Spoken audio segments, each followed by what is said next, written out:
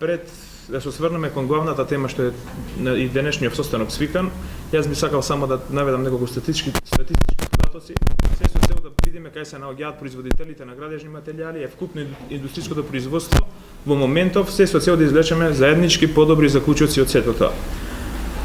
Накратко околу податоците, според податоци од Државен завод за статистика, индексот на индустријското производство во 2017 година, за разлика од 2016, е на некој исто ниво, тоест изнесува 100,2 по официјален билтен.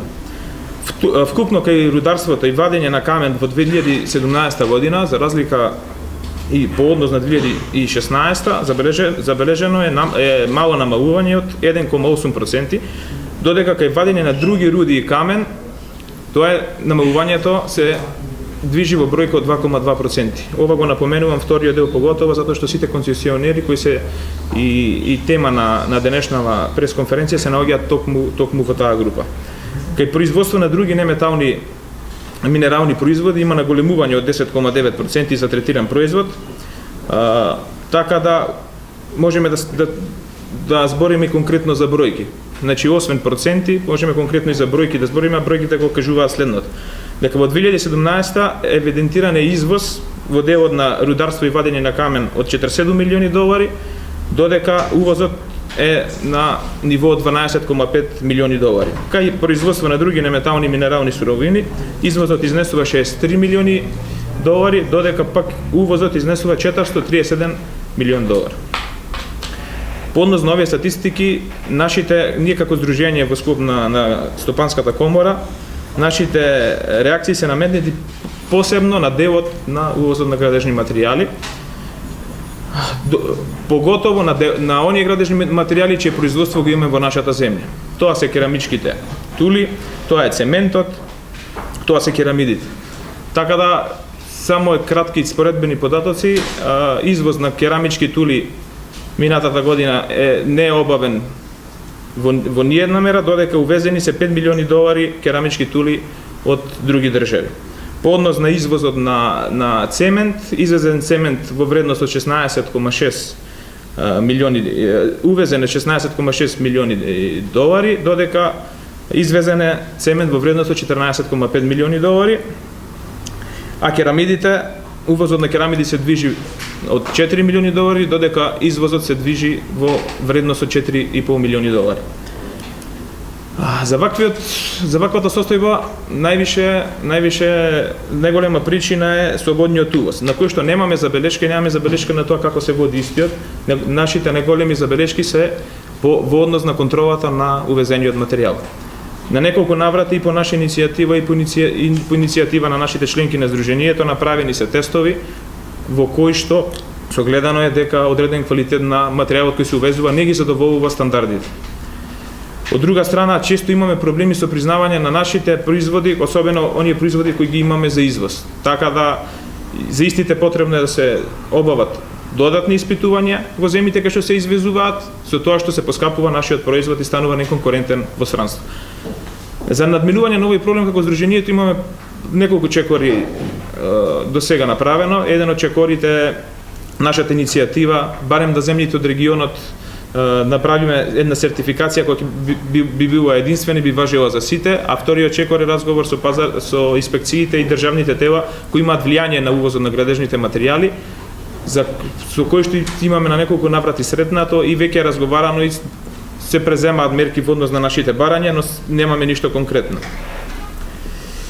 Нашето залагање, уште еднаш ќе кажеме, поголема контрола на увезените материјали, се со цел да се заштити нашето домашно производство и иницијатива за регионално обединување на нашите производи, издавање на сертификати кои би важеле во еден регион, се со цел нашите компании да можат да извезуваат барем во регионов без да се потребни додатни испитувања и анализи.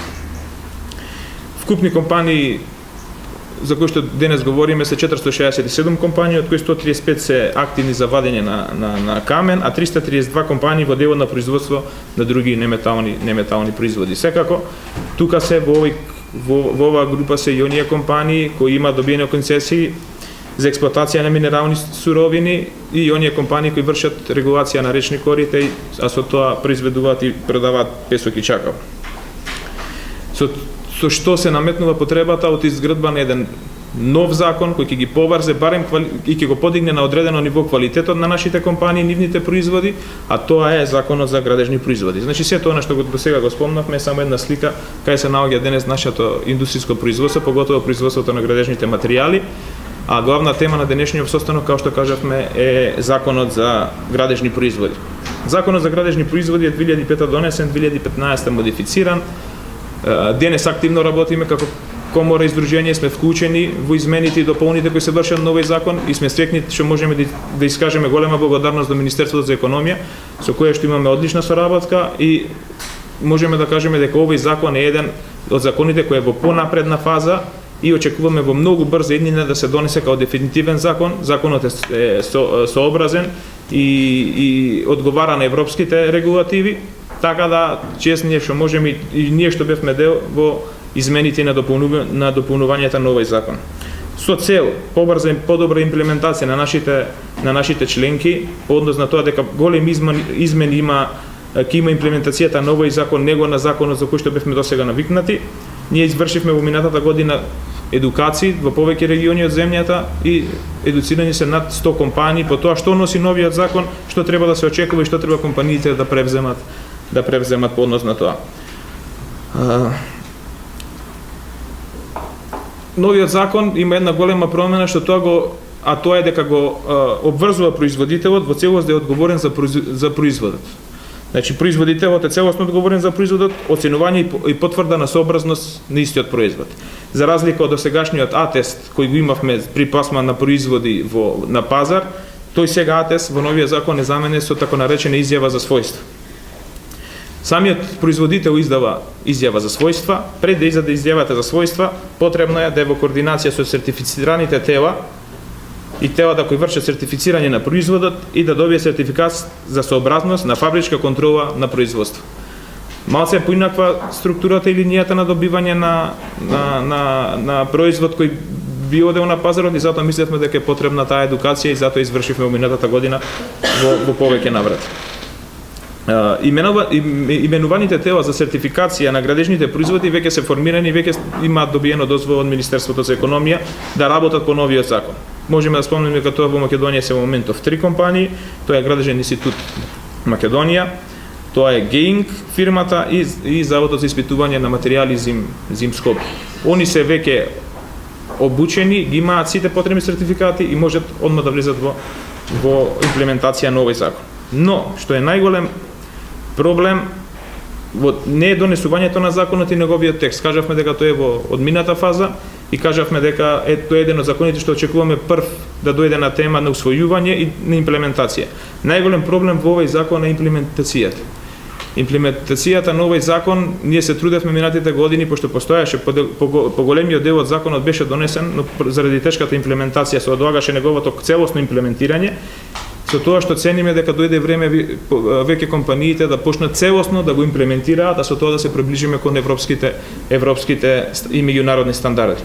За таа цел, тука највеќе денес сакаме да апелираме на компаниите и да посочиме на 3 точки од законот кои што мора итно и безрезервно сите да ги исполнат, се со цел да почнеме со строга имплементација на овој закон, а тоа е неопходно.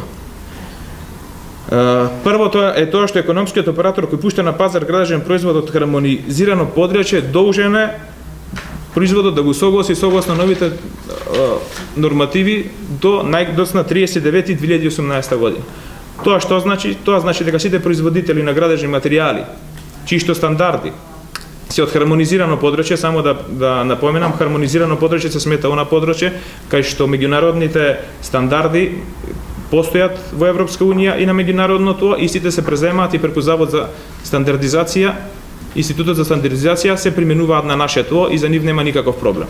По однос на тоа, апелираме дека компаниите кои произведуваат производи од хармонизирано подрачје треба итно да почнат со спроведување на постапката, поготово постапката за добивање сертификат за сообразност на фабричка контрола на производот и изјава за својство.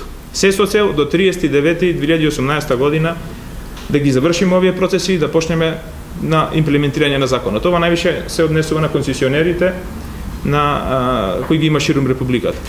Овие датуми, да напоменам дека само се усогласени со Министерството за економија. Ние имавме состанок пред 3 недели со Министерството и на кој што ние како стопанственици, како застапници на компаниите побаравме строги датуми до кои што ќе ни се даде можност компаниите да се подготват за новиот закон за негова имплементација, но тие датуми да не се пречекоруваат. И нагласивме дека доколку овие датуми кои се утврдени, а се прифатени и од нашите компании и од Министерството за економија се пречекорат, ќе влеземе у нарушување на еден голем систем, затоа што системот на градежни производи ги опфаќа сите, и компаниите, и јавните набавки, и проектите, проектирањето и сето тоа. Така да датумите се строго дефинирани и се усогласени со Министерството за економија. За производи од хармонизирано подречје спомнавме. Вториот дел е економскиот оператор кој пушта на пазар производи од нехармонизирано подречје, тоест производи кои немаат меѓународен стандард и стандард во Европска унија признат, одма да се обратат во Заводот за во Институтот за статистика и да одма го почнат процесот на добивање на стандард. Значи тој процес, кажуваме дека во идеални услови по наши информации трае околу година дена, до не е чудо да трае и повеќе, година и пол. Така да сите производители кои произведуваат производи, они знаат од нехармонизирано подречје за кое што нема стандард во меѓународна Европска унија, потребно е одма да почнат со постапка за донесување на македонски стандард. Третата точка на која што би сакале да нагласиме е тоа што сите производители кои се уште ги користат МКС, тоест ЮС стандардите, немаме информација ние колку се тоа на број, дали уопште некој ги користи, но мора да напоменеме на овој состанок дека сите оние кои ги користат, а тие се укинати во 2010-та и во 2011-та и 2012-та година од страна на ИСРМ, неопходно е да отпочнат постапка за донесување на нови национални стандарди.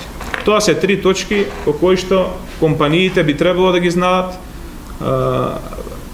како ќе се одвиваат работите се со цел да побрзо почне имплементацијата на законот. Целосната имплементација на законот и за производи од нехармонизирано подречје и за производи од хармонизирано подречје се очекува да заврши на 31.12. оваа година, така да очекуваме од наредна година без никакви пречки целосно да се имплементира овој закон. Процесот на имплементација на европско техничко законодавство во македонско техничко законодавство секако дека е процес кој својува европски стандарди како македонски. И заради тоа потребно е да бидеме сите взаемно координирани, така да се бара од производителите од ИСРМ непосредно да контактираат се со цел за добивање подобри македонски национални стандарди, а се со цел подобра имплементација на законот. Сите овие обврски на производителите се неопходно е побрзо отпочнување и имплементација на законот, затоа што законот веќе постои како во голема мера и сегашниот закон кој третира овие работи, а со последните измени кои се најавуваат и кои во многу брзо време ќе станат дел од законот, очекуваме законот да биде комплетен и ќе мора да се врши негова имплементација. Многу е битно да напоменеме дека после овие рокови не може да се дозволиме ние како компанија државата да толерира повторна едукација и повторно грејс период на компаниите во кој што се би привикнале. Затоа што овој закон би станал дел од сите јавни набавки и сите тендери. Значи сите нови проектни решенија и сите нови јавни набавки би морало да ги почитуваат. Така да компаниите треба да знаат дека овие се крајни датуми за нивна едукација, после овие датуми следува имплементација и дека доколку не го имплементираат нема да имаат можност да се јавуваат ни на тендери, ни да бидат дел од проектите кои ќе се реализираат. Значи сертификат за сообразност на фабричка контрола на производ и изјава на својства до овие датуми мора да се издадат ако сакаат да бидат дел од новите државни процеси. Накратко, тоа би биле констатациите по однос на новиот закон за градежни производи. Значи како здружение кажавме дека активно учествувавме, благодарни сме на Министерството за економија на соработката, активно учествуваме и во законот за јавни набавки, закон за градење и урбанизам, и од сите тие закони мислиме дека добро го почнавме редот. Законот за градежни производи е темел на сите останати, така да мислиме дека брзо негово донесување би имало бенефит за сите.